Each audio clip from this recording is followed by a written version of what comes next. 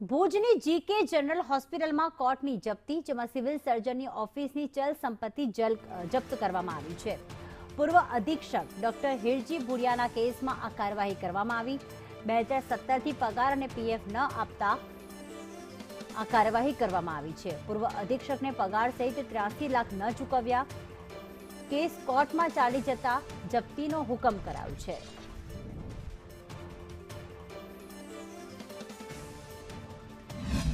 મારા પગારો જે ચડત પગારો હતા એ ગવર્મેન્ટે મને પે કર્યા નથી, તો એના માટે અમે કોર્ટની અંદર અપીલ કરી હતી અને કોર્ટની એ અપીલ અમે જીત્યા હતા।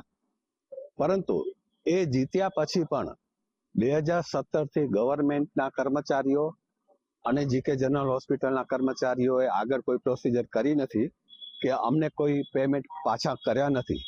એટલે કોર્ટના હુકમની અમલવારી થઈ નહીં, એના માટે અમે તામીલ કરેલી અને એના માટે કોર્ટે અમને હુકમ આપ્યો કે આ જપ્તી વોરંટ છે એ બેલીફ થ્રુ કરવાનું અને સિવિલ સર્જનની ઓફિસની બધી જ જે જંગમ મિલકત છે એને અમે જપ્ત કરીએ, એનું ઓક્શન કરીએ।